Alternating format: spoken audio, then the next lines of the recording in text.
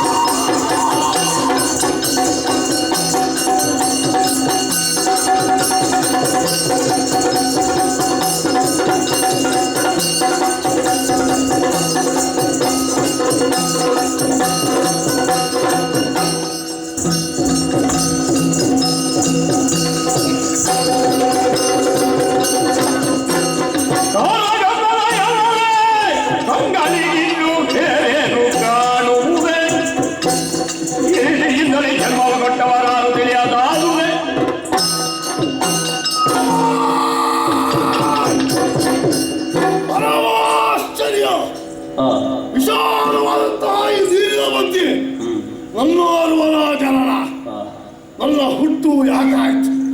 ನನ್ನ ಜನ್ಮ ಯಾರಿಂದ ಆಯ್ತು? ಒಂದನ್ನು ಅರಿಯಲಾರೆ. ಸುತ್ತಲೂ ಕಣ್ಣಾಳಿಸಿ ನೋಡಿದಾಗ ಕಾರುಗತ್ತಲೆಯಲ್ಲದೆ ಬೇರೇನೂ ಕಾಣಿಸಿ ಹಾಗಿರುವಾಗ ನನ್ನನ್ನು ಹೆತ್ತಂತಹ ತಂದೆ ತಾಯಿಯನ್ನು ಕಾಣಬೇಕೆಂಬ ಆತುರ ಕಾತರವು ಉಂಟಾಗುತ್ತಾ ಇದೆ. ನನ್ನ ಹೆತ್ತವರು ಇಲ್ಲಿ ಎಲ್ಲಿಯಾದರೂ ಇರಲಿಕ್ಕೆ ಸಾಧ್ಯತೆ ಇದೆ.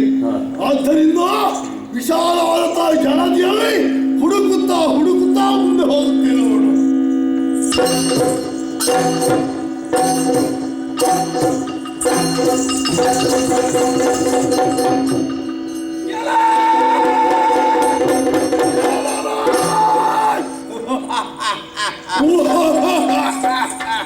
ಮನಸ್ಸಿಗೆ ಬಹಳ ಆನಂದವಾಯಿತು. ಯಾಕೆ? ಮನದಲ್ಲಿರುವಂತಹ ಸಂಶಯ ಈ ಕ್ಷಣದಲ್ಲಿಯೇ ದೂರವಾಗಿ ಹೋಯಿತು. ಹೌದೇ? ಯಾವಾತನನ್ನು ಹುಡುಕಾಡಿಕೊಂಡು ನಾನು ಬಂದೆನೋ ಅಂತಹ ವ್ಯಕ್ತಿ ಸಿಕ್ಕಿದ. ಎಲ್ಲಿದ್ದಾನೆ? ಇಲ್ಲೇ ಇದ್ದಾನಲ್ಲ. ಅಪ್ಪ, ಮೊದಲಾಗಿ ವಂದಿಸಿಕೊಂಡಿದ್ದೇನಪ್ಪ. ನನ್ನನ್ನು ಯಾಕೆ ನೀನು ಹುಟ್ಟಿಸಿದೆ? ನನ್ನಿಂದ ಮುಂದೆ ಯಾವ ಕಾರ್ಯ ಆಗಬೇಕಾಗಿದೆ? ನನ್ನ ಹೆಸರೇನಪ್ಪ? ಎಲ್ಲವನ್ನೂ ತಿಳಿ ಹೇಳುವೆ. ಏನೋ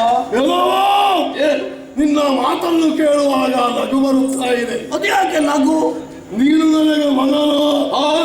ನಿನ್ನ ಅಪ್ಪ ನಾನಲ್ಲ. ನೀನು ನನ್ನ ಅಪ್ಪ ಅಲ್ಲ? ಹಾಗಾದರೆ ನನ್ನ ಅಮ್ಮ ಯಾರು? ನನ್ನ ಅಪ್ಪ ಎಲ್ಲಿದ್ದಾನೆ? ನನ್ನ ತಾಯಿಯಲ್ಲಿದ್ದಾರೆ. ನಿನ್ನ ಅಪ್ಪನೂ ಇಲ್ವಾ? ಇಲ್ಲ.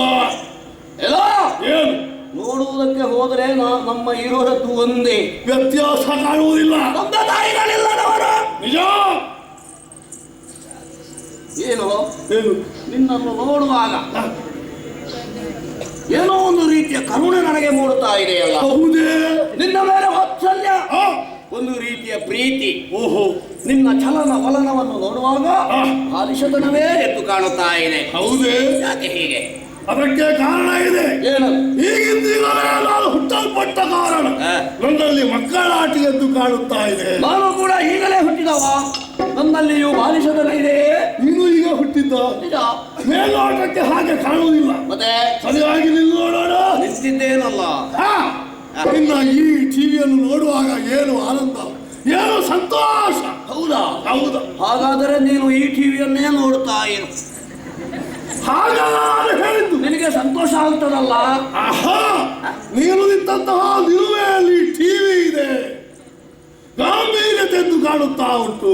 ಆಹಾ, ಅಷ್ಟು ಮಾತ್ರವಲ್ಲ, ಮತ್ತೆ ನಿನ್ನ ಮುಖದ ಓಜಸ್ಸು ತೇಜಸ್ಸನ್ನು ಗಮನಿಸಿದಾಗ ನನಗೆ ಒಂದು ರೀತಿಯ ಭಕ್ತಿಭಾವ ಉಂಟಾಗ್ತಾ ಇದೆ. ನಮ್ಮ ಮೇಲೆ ನಿನಗೆ ಭಕ್ತಿ, ಹೌದು. ನಿನ್ನ ಮೇಲೆ ನನಗೆ ಪ್ರೀತಿ. ಎಲ್ಲ ಏನು? ಯಾರೂ ಇಲ್ಲದವರು ನಾವು. ಹೌದು. ನಮ್ಮೊಳಗೆ ಒಂದು ಸಂಬಂಧವನ್ನು ಬೆಳೆಸಿಕೊಂಡರೆ ಹೇಗೆ? ಒಳ್ಳೆಯದು, ಒಳ್ಳೆಯದು. ಬಾಲಿಶತನವೇ ನಿನ್ನಲ್ಲಿ ಇದೆ ಎಂಬುದರಿಂದ ನೀನು ಕಿರಿಯವ ಎಂದೇ ಅರ್ಥ. ಗಾಂಭೀರ್ಯತೆ ನನ್ನಲ್ಲಿ ಎದ್ದು ಕಾಣುವ ಕಾರಣ ನಾನು ಹಿರಿಯವ ಎಂದೇ ಅರ್ಥ. ಕಿರಿಯವ ಅಂದರೆ ತಮ್ಮ, ಹಿರಿಯವ ಅಂದರೆ ಅಣ್ಣ. ನಾನು ಅಣ್ಣ, ನಾನು ತಮ್ಮ, ನಾನು ಅಣ್ಣ.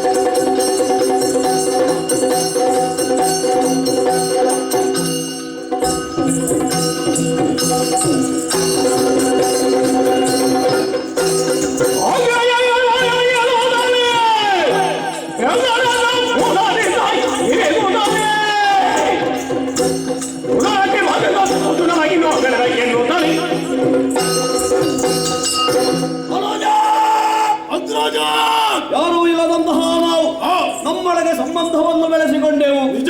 ಕೇವಲ ಸಂಬಂಧ ಇದ್ದರೆ ಸಾಕೆ ಸಾಲದು. ಶಾರೀರಿಕವಾದಂತಹ ವ್ಯತ್ಯಾಸವನ್ನು ಗಮನಿಸಬೇಡವೇ? ಹೌದಲ್ಲ ತಮ್ಮ, ಅಣ್ಣ, ಸೋದರಾಗ್ನಿ ಸಹಿಸುವುದಕ್ಕೆ ಸಾಧ್ಯವಾಗಿ ಹೋಗಿದೆ. ಹೊಟ್ಟೆಯನ್ನು ತುಂಬಿಸುವ ಬಗೆ ಹೇಗೆ?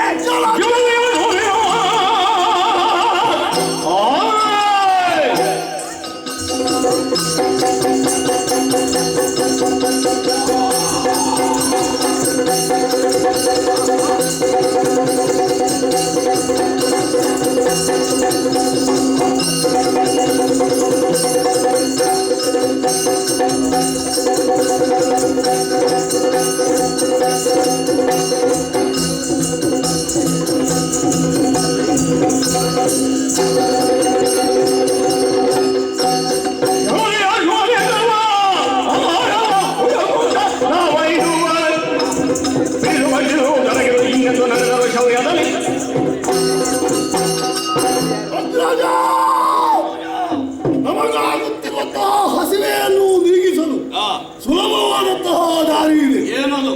ನೋಡಿದೆಯಾ? ವಿಶಾಲವಾದಂತಹ ಜಲದಿ. ಹೌದು. ಈ ನೀರನ್ನು ನಾವು ಶೋಧನೆ ಮಾಡಬೇಕು. ಮೊಣಕಾಲ ಪರ್ಯಂತ ಇರುವಂತಹ ಜಲಧಿಯನ್ನು ಶೋಧಿಸಿದ್ರೆ ಸಿಕ್ಕುವುದಾದ್ರೆ ನೀರನ್ನು ಬಡಿಯಬೇಕು. ನೀರು ಬಿಸಿ ಆಗುತ್ತದೆ. ಹೌದು. ನೀರು ಬಿಸಿಯಾದಾಗ ನೀರಿನ ಒಳಗಿದ್ದಂತಹ ಪ್ರಾಣಿಗಳು ಹಾಯಾಗಿ ಮೇಲೆ ಬರುತ್ತವೆ.